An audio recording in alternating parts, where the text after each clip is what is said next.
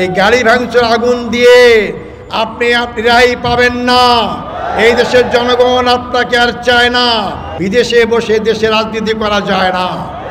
আপনি এই দেশে আসুন, সাহস থাকলে আপনি মামলাকে আপনি ফেস করুন, মামলা মোকাবেলা করুন। আমাদের নেতা আমির কাসিম আমেরিকায় ছিলেন, তাকে বলেছিল যে আপনি আমেরিকা থেকে বাংলাদেশে আসবেন না, আপনাকে গ্রেপ্তার করবে, ফাঁসি দিয়ে দেবে।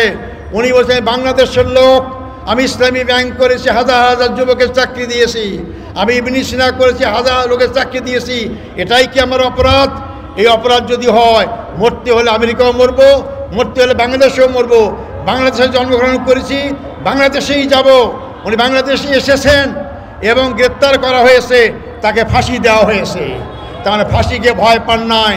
আমি কি বুঝাইতে চাইলাম, আমাদের জামাতের লোকরা জনগণকে ফেলে রেখে বিদেশে নিরাপদ আশ্রয় থাকতে চায় না।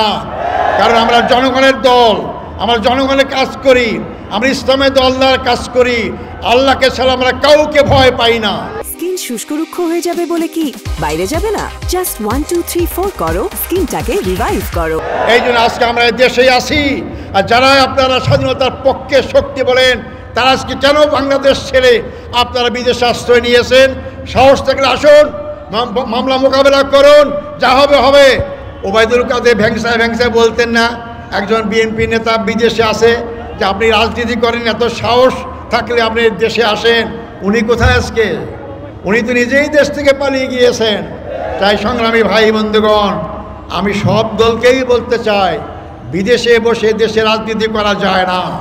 দেশের জনগণের সাথে মিশতে হবে। যারা এখনও বিদেশ থেকে কলকাঠি নেওয়ার চেষ্টা করছেন, দলের জনগণের ভালোবাসা অর্জন করতে হলে আজকে 1 বছর হয়ে গেল আপনাদেরকে আমরা বাংলাদেশে পাই না। কেন পাই না? জনগণ এই প্রশ্ন অবশ্যই করতে পারে। সংগ্রামী ভাই বন্ধুগণ, তা আগামী নির্বাচন অত্যন্ত গুরুত্বপূর্ণ নির্বাচন। এই নির্বাচনের মধ্যে ফয়সালা হবে, সে মানুষের তৈরি আইন দিয়ে কি আমরা আবার দেশ শাসন করব, নাকি আমরা আল্লাহর আইন দিয়ে দেশ শাসন করব।